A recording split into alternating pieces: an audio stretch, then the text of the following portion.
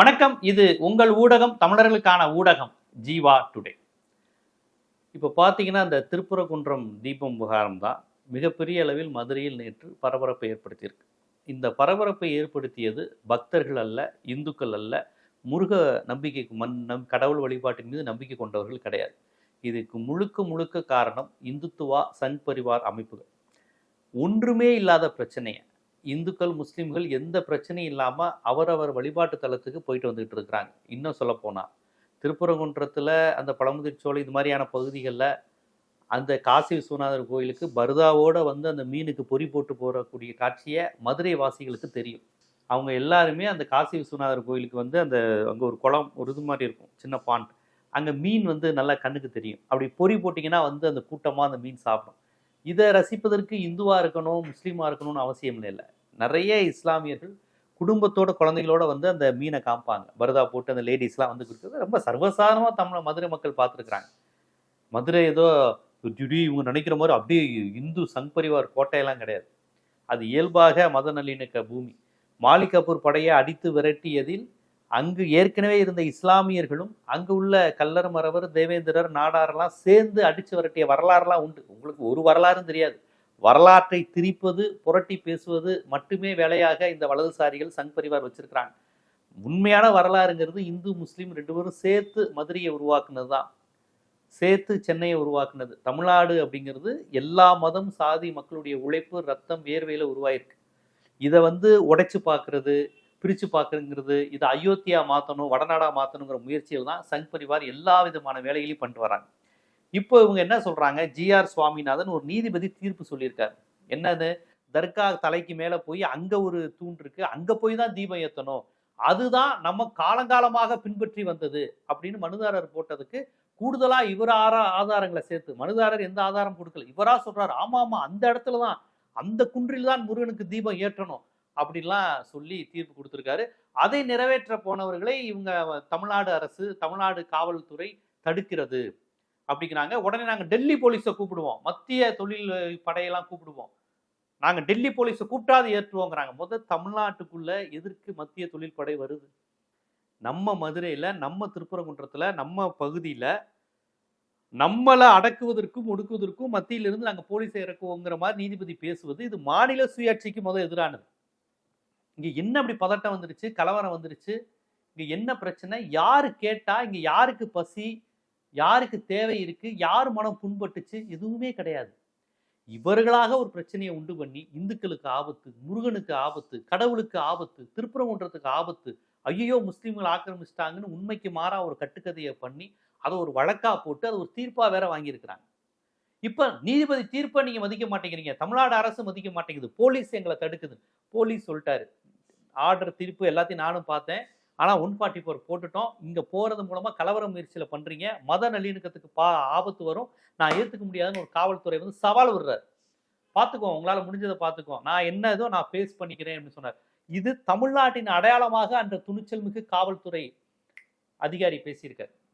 ஒரு வக்கீல் பேசுறாரு, மிரட்டுறாரு, ஹைகோர்ட் ஆர்டர் இருக்குங்கிறாரு, அந்த காவல்துறை அதிகாரி அதெல்லாம் கண்டுக்கவே இல்லை, துணிச்சலா நின்று பேசுறாரு. வந்து பார், நான் ஃபேஸ் பண்ணிக்கிறேன், கான்ஃப்ளிக்ஸ் தொடர்ந்து வரக்கூடிய பிரச்சனைகளை நான் ஃபேஸ் பண்ணிக்கிறேன் சார், நான் பார்த்துக்கிறேன் சார், உங்களை விட்டால் மத கலவரம் நடக்கும், என்ன நடக்கும்னு எனக்கு தெரியும், நான் இந்த மக்களை, மதுரை மக்களை, இங்கே உள்ள இந்துக்களையும் முஸ்லீம்களையும் நான் பாதுகாக்க வேண்டியது இருக்குது, நான் பாதுகாப்பேன் அப்படின்னு அவர் சொல்லியிருக்காரு. அவர் தமிழ்நாடு அரசின் குரலாக சொல்ல, ஒட்டுமொத்த தமிழர்களின் குரலாக இந்த மக்களையும், இந்த தமிழ் மக்களை பாதுகாக்கணும், என் திருப்பரங்குன்றத்தை பாதுகாக்கணுங்கிற உண்மையான அக்கறையில் அந்த காவல்துறை வீரன், அந்த காவல்துறை அதிகாரி செஞ்சிருக்காரு. அவருக்கு நம்ம சல்யூட் அடிக்கணும்.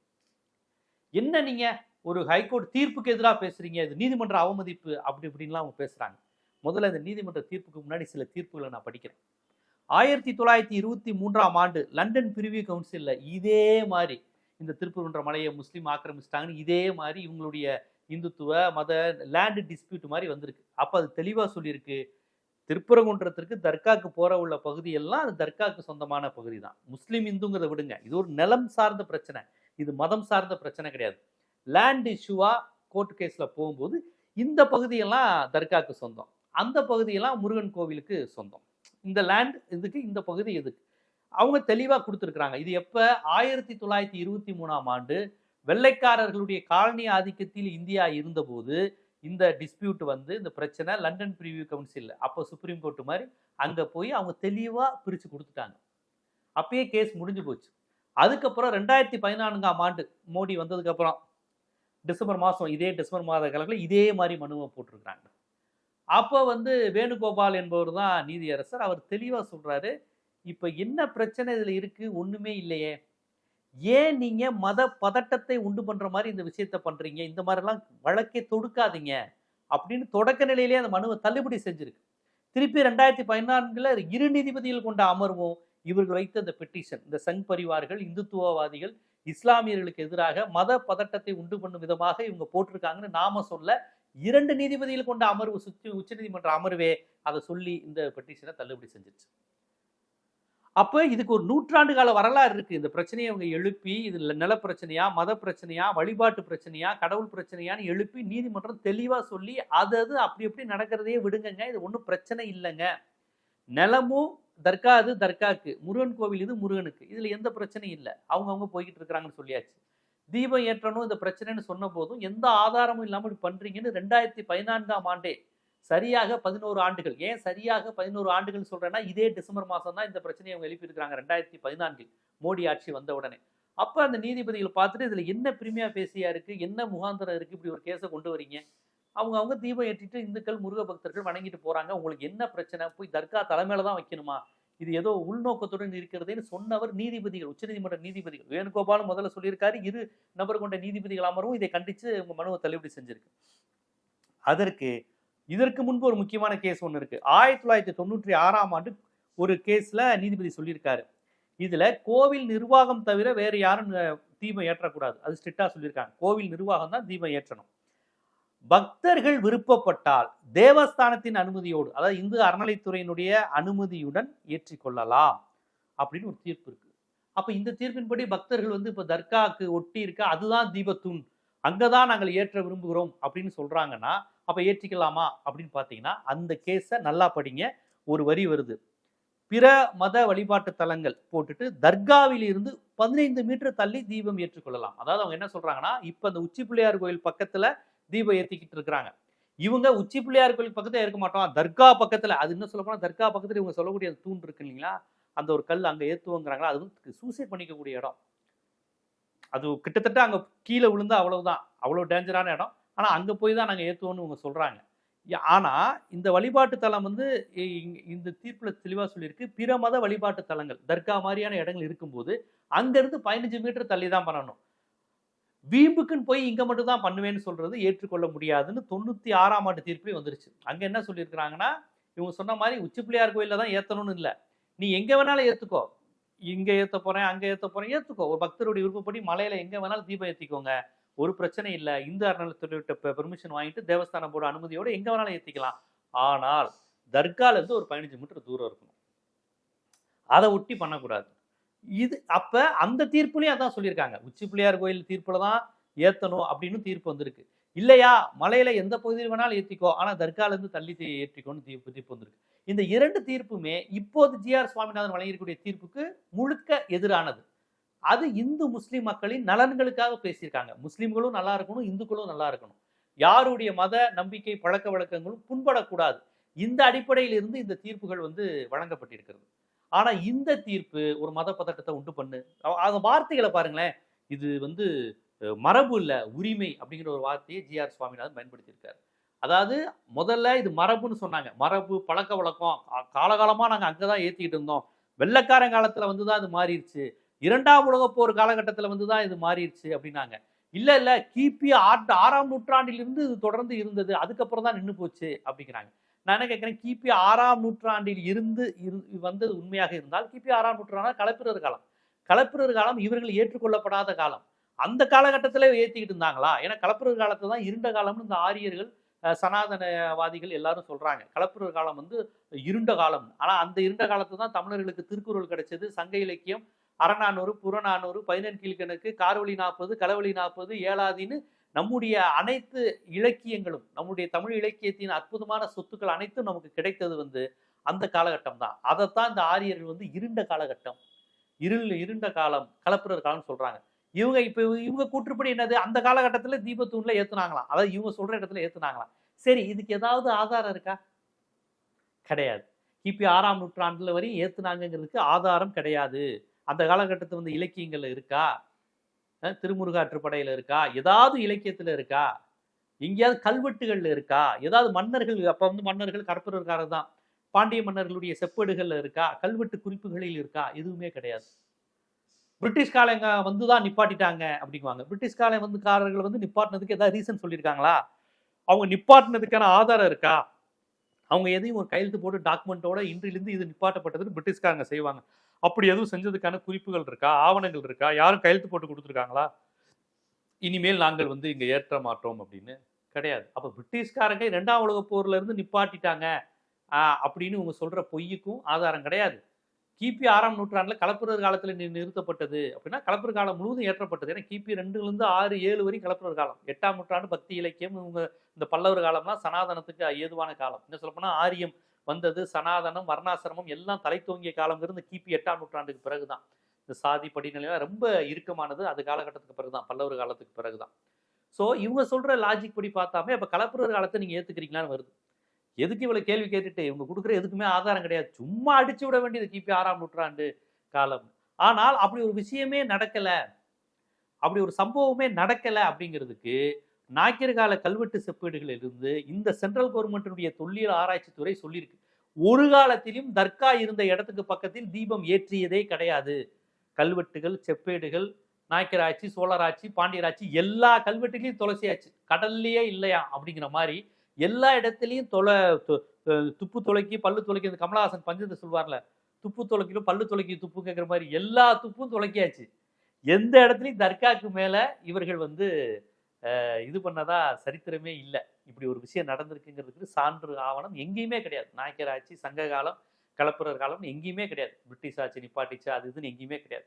ஸோ மரபின் அடிப்படையில், பழக்க வழக்கத்தின் அடிப்படையில் என்று சொல்லியிருந்தால் கூட அதற்கும் ஆதாரம் கிடையாது. ஒருவேளை மரபின் அடிப்படையில், பழக்க வழக்கத்தின் அடிப்படையில் அத்தனை 6ஆம் நூற்றாண்டு வரைக்கும் கூட இவங்க ஏற்றிருந்தாங்கன்னே வச்சுக்கோமே. அதற்கு பிறகு இப்ப 1500 வருஷம் ஆச்சு. 1500 வருடமா இப்போ ஒரு மனிதன் தனக்கு தெரிந்து பழக்கப்படுத்தி கொண்ட ஒரு விஷயத்துல அப்ப என்ன தமிழ் பேசுனாங்கன்னே தெரியாது. 1500 ஆண்டுகளுக்கு முன்னாடி இந்த மதம், இந்த சமயம், இந்த நம்பிக்கை என்னவாக என்ன வடிவத்தில் இருந்ததுன்னு கூட யாருக்கும் தெரியாது. அந்த காலகட்டத்துல போய்கிட்டு இருந்ததை இப்ப நாங்க ஃபாலோ பண்ண போற சொல்றதும் ஏற்புடையது கிடையாது. அது உண்மை கிடையாது. கிபி 6ஆம் நூற்றாண்டு வரை ஏற்றோம்னு சொல்வதற்கு எந்த ஆதாரம் கிடையாது. ஒருவேளை இருந்துச்சுன்னே வச்சுக்கோமே அவங்க சொல்ற மாதிரி. 1500 வருஷமா அப்ப இவன் வேற ஒரு ஃபார்முலாவை முருக பக்தர்கள் ஃபாலோ பண்றாங்க. இந்த இடத்துல நம்ம ஏற்றுவோம்னு. அதை நாங்க மாத்தி இங்கதான் மாத்தணும்னு என்ன அவசியம் இருக்கு? கேட்டா ஆகம விதிங்கிறாங்க. அப்ப 1500 ஆண்டுகளாக ஆகம விதிகளை சோழர்கள், பாண்டியர்கள், சேரர்கள் எந்த மன்னர்களும் பண்ணலையா? பிரிட்டிஷ் ஆட்சி, முகலாயர் ஆட்சின்னு இவ்வளவு ஆண்டுகள் கழிஞ்சிருச்சே, ஒருத்தர் கூட அங்க ஆகமம் மீறிச்சுன்னு 1500 வருடமா பேசாம 1923 தானே இந்த இஷ்யூ வந்திருக்கு. சரி, ஆகம விதிகளுக்கு மீறியே 1500 வருஷமா நடந்திருக்குன்னு வச்சுக்கோம். இப்ப நீங்க ஆகம விதிப்படி செயல்படுறீங்கன்னு வச்சுக்கோங்க. நீங்க ஆகம விதிகள் படிதான் நீங்க இருக்கீங்களா? பேர் கொண்ட பாப்பான் பூசை செய்தால் ஆட்சி செய்யும் அரசனுக்கு ஆபத்துன்னு சிவவாக்கியர் சொல்றாரு, திருமூலர் சொல்றாரு. முழுக்க முழுக்க பார்ப்பனர்கள் கோவிலுக்குள்ள வரக்கூடாது, பார்ப்பனர்கள் கோவிலுக்குள்ள வந்தா ராஜாவின் உயிருக்கு ஆபத்து, அரசனின் உயிருக்கு ஆபத்துன்னு உங்களுக்கு சங்க இலக்கியத்துல திருமூலர், சிவவாக்கியர், சித்தர் பாடல்கள்ல எழுதியிருக்கிறாங்க. அப்படின்னா என்ன அர்த்தம்? ஆகம விதிப்படி பாத்தீங்கன்னா இது தமிழர்கள் தான் இருக்கணும், நான் பிராமின்ஸ் கையில தான் இருக்கணும். கோவில் கட்டுனது அவன்.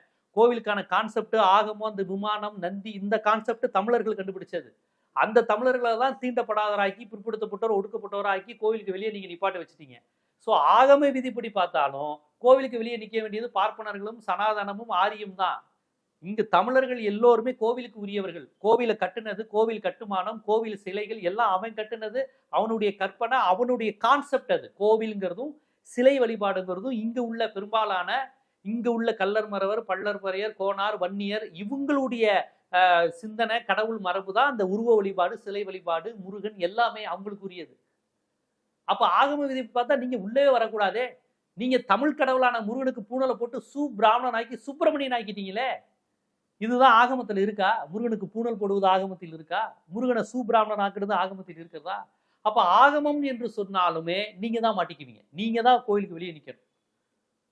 நீங்க தமிழர்களான தேவேந்திர குல வேளாளர்களையும் பண்டார சாதியினரும் பழனியை பூசை செய்து கொண்டிருந்த போது தமிழ் சாதியான பண்டாரத்தையும் உங்களுக்கு தேவேந்திர குல வேளாரையும் வெளியேற்றிட்டு தெலுங்கு பிராமணனை கொண்டு வந்து பழனி கோயிலில் வச்சிங்க. ஸோ ஆகம விதிகள் என்பது பார்ப்பனர்களுக்கு எதிரானது, பிராமணர்களுக்கு எதிரானது. அது தமிழர்களுக்கு உரியது. ஆகம விதி எப்படி பார்த்தாலுமே அது தமிழர்களுக்கு உரியது. அப்ப எந்த விதத்திலும் இது உங்களுக்கு கான்செப்ட் படி சரி வரலையே. மரபு படி பார்த்தாலும் வரல, ஆதாரங்கள் இப்படி பார்த்தாலும் அது இல்லை, தொல்லியல் ஆய்வுப்படி பார்த்தாலும் நீங்க சொல்றது இல்லை, கல்வெட்டு ஆராய்ச்சிகளின் படி பார்த்தாலும் இல்லை, மன்னர் குறிப்புகள் வாழ்க்கை வரலாறுகள் இருக்கா, அதுலயும் இல்லை, நாயக்கர் கால ஆட்சி எதுலையுமே இதுக்கான குறிப்புகளும் இல்லை, மரபாவும் இல்லை, பழக்க வழக்கமாகவும் இல்லை. ஆகமம் என்று எடுத்துக்கொண்டாலும் உங்களுக்கு தான் ஆபத்து. அப்ப நீங்க திடீர்னு இப்ப பாத்தீங்கன்னா ஆகமம்னாலும் நம்ம மாட்டிக்குவோம், மரபுனாலும் மாட்டிக்குவோம், பழக்க வழக்கம்னாலும் மாட்டிக்குவோம், ஆதாரத்தை கேட்டாலும் மாட்டிக்குவோம், தொல்லியல் ஆராய்ச்சி எது கேட்டாலும் மாட்டிக்குவோங்கிறதுக்காண்டி இவர் ரைட்ஸ்ன்னு ஒரு வார்த்தையை பயன்படுத்துறாரு. யாரு? நீதிபதி அவர்கள். என்ன ரைட்ஸ்னா, ஆக்கிரமிக்கப்பட்ட முஸ்லிம்களின் நிலத்தில் இருந்து நமது உரிமையை மீட்கணும் அப்படிங்கிற வார்த்தையை பயன்படுத்திட்டு, பர்டிகுலரா இந்த கல் வந்து முஸ்லிம்கள் ஆக்கிரமித்த இடத்தில் கூட இல்லைங்கிறாரு. அப்ப முஸ்லிம்கள் ஆக்கிரமித்த இடம்ங்கிறாரு. இது 1923ஆம் ஆண்டு லண்டன் பிரிவி கவுன்சில் வழங்கிய தீர்ப்புக்கு எதிரானது. அந்த தீர்ப்பு என்ன சொல்லுது? அந்த இடம் முஸ்லிம்களுக்கு சொந்தம், இந்த இடம் இந்துக்களுக்கு சொந்தம். சரியான வார்த்தையில சொல்லணும்னா தர்காக்கு சொந்தம், முஸ்லிம்களுக்கு அந்த தர்காங்கிற இடத்துக்கு சொந்தம். இந்த கோவில் நிலம்ங்கிறது கோவில் நிர்வாகத்துக்கு சொந்தம்னு சொல்லியிருக்கு. இப்ப 100 வருடங்களுக்கு முன்னாடி கொடுத்த தீர்ப்புக்கு நீதிமன்ற அவமதிப்பு யார் மேல வருது? சுவாமிநாதன் தான் நீதிமன்ற தீர்ப்புக்கு எதிராக இருக்கிறார். அது முஸ்லிம்களுக்கான இடம், தர்காவுக்கான இடத்தை முஸ்லிம்கள் ஆக்கிரமித்த இடம்னு ஒரு லீகலுக்கு எதிரான ஒரு வார்த்தை, சட்டத்திற்கு புறம்பான ஒரு வார்த்தையை போடுறார். புரிதுங்களா? நீங்க மேலோட்டமா பார்த்தா ஜி.ஆர். சுவாமிநாதன் தீர்ப்பு கொடுத்திருக்காரு, தீர்ப்புக்கு எதிராக தமிழ்நாடு அரசும் காவல்துறையும் இந்த பக்தர்களும் செயல்படுறாங்கன்னு சொல்லாதீங்க. தீர்ப்புக்கு எதிராக தான் இவர், நீதிமன்ற தீர்ப்புக்கு எதிராக தான் இவரே தீர்ப்பு கொடுத்திருக்காரு. ஒரு தீர்ப்பை மறுத்து பரிசீலனை செய்து ஆய்வு செய்து கொடுப்பது என்பது வேறு, அந்த தீர்ப்பினுடைய உள்ளடக்கம் சாராம்சத்தையே கண்டுகொள்ளாமல் தீர்ப்பு கொடுப்பது என்பது வேறு. இவர் ஏற்கனவே கொடுத்த தீர்ப்புக்கு எதிராக பேசுறாரு. அப்ப யார் இங்க நீதிமன்ற அவமதிப்புல வருவாங்க? அப்ப இவங்க என்ன சொன்னாலும் அந்த லாஜிக் எடுபடாது. ஆகமம், மரபு, பழக்க வழக்கம், ஆதாரம் எதன்படியிலும் அவர்களுக்கு சார்பா இல்லை. அங்க பிள்ளையார் கோயில் பக்கத்துல ஏத்துனதுக்கு தான் ஆதாரம் இருக்கு. பழக்க வழக்கம், மரபு, ஆகமம் எல்லாமே அங்கதான் வருது. சரி, ஆகமத்தைப்படி நீங்க பேசுறீங்களே, நீங்க வச்சுக்கொண்ட ஆகமத்தின்படியே மகாமம் குளத்துல ஜெயலலிதா அம்மையாரும் சசிகலா அம்மையாரும் குளித்ததுக்கு பிறகு அது பர்டிகுலர் டேல மட்டும் இல்லை, எப்போ வேணாலும் அதை பண்ணிக்கலாம்னு ஒரு சின்ன திருத்தத்தை அன்னைக்கு சங்கராச்சாரியாரே பண்ணாரு. இந்த ஆகம மாற்றங்கள்லாம் எதன் அடிப்படையில் நடைபெற்றது? அப்போ உங்களுக்கு தேவைன்னா ஆகமத்தையும் மாத்துவீங்க, வேதங்களையும் மாத்துவீங்க, கதைகள்லாம் நீங்க விடுகின்ற கதைகள் தான். ஆனா சட்டத்தையும் நீதிமன்ற தீர்ப்பையும் நீங்க மாற்ற முடியாது, உண்மையை மாற்ற முடியாது, வரலாற்று ஆதாரத்தை மாற்ற முடியாது. ஏன்னா உங்களிடம் வரலாற்று ஆதாரங்கள் கிடையாது, உண்மை கிடையாது, நேர்மை கிடையாது, சமூக நல்லிணக்க நல்ல எண்ணங்கள் கிடையாது. உங்களிடம் இருப்பதெல்லாம் குதர்க்கம், குறுக்கு புத்தி, தந்திரம், எப்படியாவது சமூக நல்லிணக்கத்தை சீர்குலைக்க வேண்டும்ங்கிற அந்த ஒரு பாசிச வெறி. இதற்கு தமிழ்நாடு இடம் கொடுக்கல. அதனாலதான் நீங்க டெல்லி போலீஸை கூட்டிட்டு வந்தாலும் அது நாங்க விரட்டி விடுவோம், நாங்க ஏத்துக்க மாட்டோம்னு தமிழ்நாடு போலீஸ் அன்னைக்கு ஒரு நின்றுருக்காங்க. எல்லா முருக பக்தர்களும் இந்த இடத்தில் உச்சி பிள்ளையார் கோயிலை ஏற்றுவதில் எந்த தயக்கமும் இல்லாமல் இருக்கிறாங்க. RSS சங் பரிவார்கள் இந்துத்துவவாதிகள் மட்டும்தான் தர்கா தலைமையில போய் ஏத்தணும், தர்காவுக்கு போற வழியில 2-3 பிரச்சனையை பண்ணணும், போற வழியில முஸ்லீம்களை கேவலப்படுத்தி 2-3 வாசகங்களை பண்ணணும். தைப்பூசம், எப்படி பிள்ளையார் சிலையை வந்து ட்ரிபிள் கேன் பள்ளிவாசலை வச்சு ஒரு கலவரத்துக்கு பிளான் பண்றாங்களோ அதே மாதிரி ஒவ்வொரு தைப்பூசம் முருகன் விழாவையும் தர்காவை நோக்கி போற மாதிரி போய் வேலு கொண்டு போய் அங்க ஏதாவது முஸ்லீம்களை இது பண்ணி அல்ல உருவ வழிபாடு தொடர்பா ஏதாவது பேசி பிரச்சனையை உண்டு பண்ணலாமா, திருப்பரங்குன்றத்தை ஒரு பதட்டமான பகுதியா உருவாக்கலாமா, அங்க உள்ள முஸ்லீம்கள், கல்லர்கள், மறவர்கள், அவன் சிக்கந்தரியார் மலையன்னு பெருமலை கல்லர்கள் திருப்பரங்குன்றத்தை கொண்டாடிக்கிட்டு இருக்காங்க. எங்களுடைய பாப்பாப்பட்டி, கீரிப்பட்டி, அங்க பெய்க்காம, ஒச்சாண்டமை, அந்த மாதிரி ஒரு கோவிலை வைத்து ஒரு கிளை பிரித்திருக்கிற கூட்டம் பெருமலை கல்லர்கள். அதுல ஒரு கூட்டம் சிக்கந்தரியார் மலையான்னு இந்த மலையை கும்பிடுது, இந்த தர்கா இருந்த பகுதியை. அந்த அளவுக்கு இஸ்லாமியர்களோடு அங்க தாய்மாமனா, சீயானா, அத்தானா, அம்மத்தாவா, குழுந்தியா, மதினின்னு பழகிட்டு இருக்கிறாங்க மதுரை மக்கள் எல்லாரும், எல்லா சமுதாய மக்களும். நீங்க வந்து அசால்ட்டா வந்து இந்து முஸ்லீம்னு பிரிச்சு ஒரு சண்டையை முட்டி விடலாங்கிற உங்களுடைய திட்டம், திருப்பரங்குன்றத்தை அயோத்தியாக்கும் திட்டத்தை இங்கு இந்த தமிழ் மண்ணில் நீங்கள் செயல்படுத்த முடியாது என்பதை தமிழ்நாடு அரசு சொல்லல, தமிழ்நாடு முதலமைச்சர் சொல்ல, தமிழ்நாடு காவல்துறை சொல்ல, முருக பக்தி கொண்ட பக்தர்கள் சொல்லி இருக்கிறார்கள். அதற்கு மதுரையே சாட்சி. மதுரையை எப்படியாவது கோவை மாதிரி ஒரு கலவர பகுதி மாதிரி பாஜக மைண்ட் செட் ஏரியாவா மாற்றணும், கன்னியாகுமரி மாதிரி மாற்றணும்னு நீங்க முயற்சி பண்ணிக்கிட்டு இருக்கீங்க. கோவையே மீண்டும் மீட்டெடுக்கக்கூடிய முயற்சியில் ஈடுபட்டு இருக்காங்க தமிழர்கள். மதுரையை நீங்கள் இந்துத்துவ பூமியாக மாற்ற முடியாது. அது தமிழர் பூமி, சமூக நல்லிணக்க பூமி. அதில் ஒருபோதும் உங்களுடைய மத கலவரம், உங்களுடைய ஆர்எஸ்எஸ் பாட்சா ஈடுபடாது என்பதையே மதுரை சம்பவம் நமக்கு உணர்த்தியிருக்கிறது. இது போன்ற அரசியல், சமூகம், சினிமா, பொருளாதாரம், சட்டம் போன்ற பல்வேறு விழிப்புணர்வு காணொளிகள் உங்களை வந்து சேர்வதற்கு ஜீவா டுடே சேனலை சப்ஸ்கிரைப் பண்ணுங்க, ஆதரவு தாங்க. நன்றி.